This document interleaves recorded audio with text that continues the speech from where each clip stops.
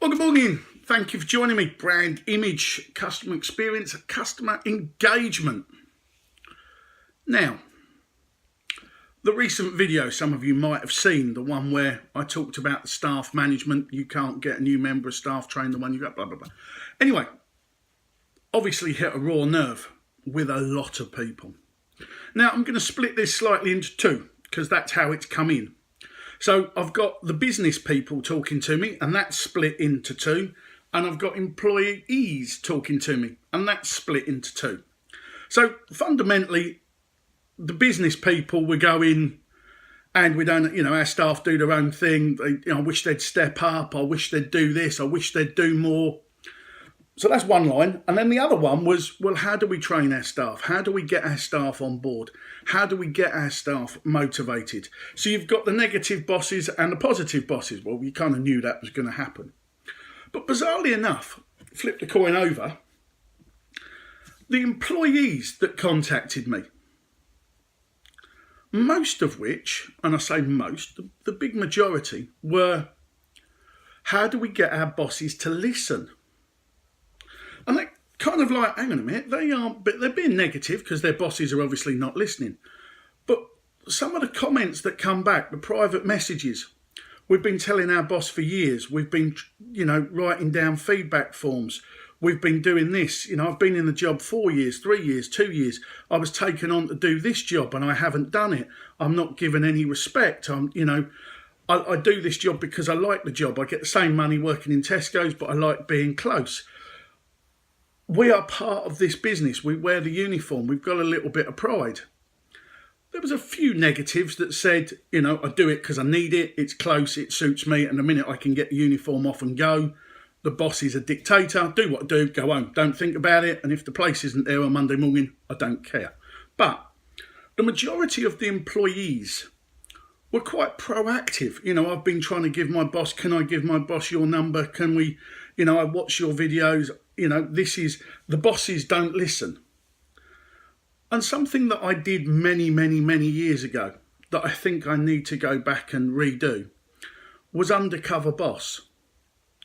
Because it seems very much like the people on LinkedIn, obviously we've got two, proactive and negative, don't quite understand that their staff that are working in the business day in, day out are actually giving ideas. Now, we appreciate some of these ideas aren't going to be the greatest, because they don't understand the management and the stuff behind and whatever. But fundamentally, the staff are working in the day in, day out. They know what's easy for them.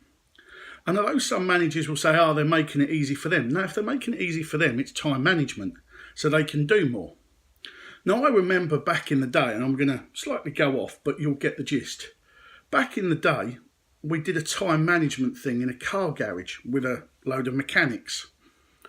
We worked out how long it took them, and this is as petty as it gets, to take the rubbish and the stuff from the car, the dirty oil, the rags, walk down the end of the workshop, put them all in a bin, come back. The amount of cars they did, the amount of time they walked up and down. It was cost effective to put a bin and an oil tank beside every workbench. It saved minutes, but minutes per car, minutes per service, minutes per day, actually worked out to several hours per mechanic at the end of the week. So instead of going, I've got some dirty stuff, walk down the end of the workshop, put it in the oil tank, walk all the way back, he was able to go dirt into there, carry on. Jobs got done quicker. Didn't really affect it, but it was a mechanic's comment. One of the staff went, I'm fed up walking up and down there. A couple of times he dragged the bin up to where he was. Your staff understand how the business works. The staff understand what makes their life easy. And if their life's easy, they can do more for you. So there was lots of comments from Facebook about the staff understanding the role they do, how it can be improved, how it can be streamlined. The staff now are far more educated. And I say this because as we slowly veer on to the business bit, the staff are watching the videos like this. They're connecting on YouTube. They're watching stuff around the world with Facebook. They're watching entrepreneurs grow. They're watching businesses grow. They're watching Dragon's Den. They're watching stuff on TV because it's available to them. they now understand kind of in a way how businesses work. They can join networking, they can play golf, they can talk to people. So at the end of the day, your employees are being more educated because they're self-educating. They understand a little bit about business. They might even understand a little bit about politics. So your staff are actually very, very valuable if you want to listen to them, if you want to understand them. So don't take your staff for granted. And I appreciate the people that sent me a message, can I get in touch with their bosses? We'll sort that out and we'll try and do something where you can help them. But flip side, two types of people on LinkedIn. There's the negative people, and obviously everybody has them, that the staff are there to do a job, you know, that I'm paying them, they're doing a job for what I pay them to do. Yeah, I get that. But at the end of the day, you want people to grow, you want people to develop, you're investing in people. If you invest in your staff like you invest in your tools, and one of the builders came back to me and he said, and I loved watching your video. He said, it was like when I first started. And I said, well, please explain more. When I first started, I invested in the tools to do the job. And he said, I'd buy some cheap tools because that's all I could afford. He said, and then very quickly those tools broke or they became surplus to requirements. And now I've updated them with a better tool, a better bit of equipment.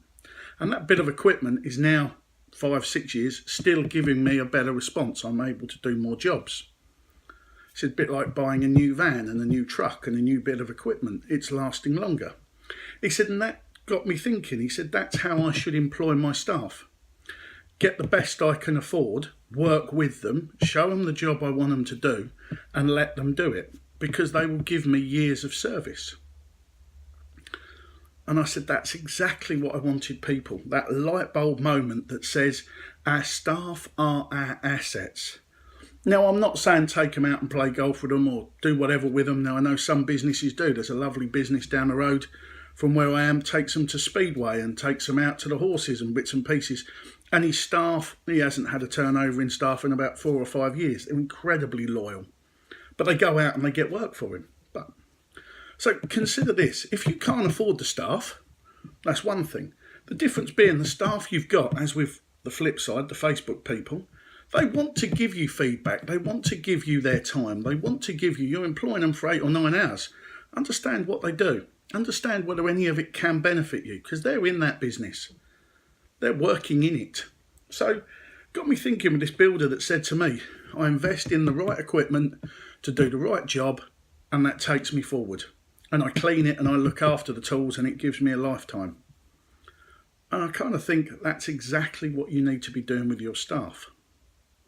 Now we're going to go on and we're going to talk about some training packages and we're going to talk some bits and pieces, but I wanted to give you that analogy.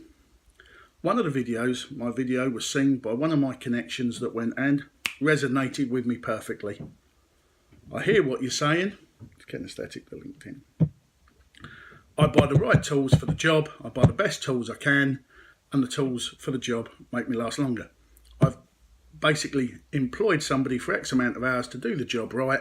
I'm going to train them, I'm going to give them the tools, the protection and everything else. And he said, but the bit is, what seems trivial to us as a boss, as a whatever, is actually quite a big thing for one of our members of staff.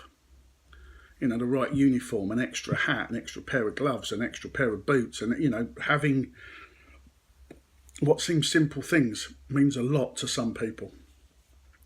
And the one thing he realised from watching my video was that he needs to understand his staff, their attitudes, their behaviours, their wants, needs and desires a little bit more. Because he genuinely feels, and I feel with all the staff, the more you understand your staff, the better relationship you're going to have. The better relationship you have, the happier they are. Happier staff create better relationships with your customers. Better relationships with your customers mean more money, more development, the business grows future. Bear that in mind, because there's 2 ways of looking at my video. One negative, one positive. But the bonus is, what are you going to do with your staff to grow your business, your team? We're going to talk later on more on this, because I think the subject's going to roll and roll and roll. Have a good day.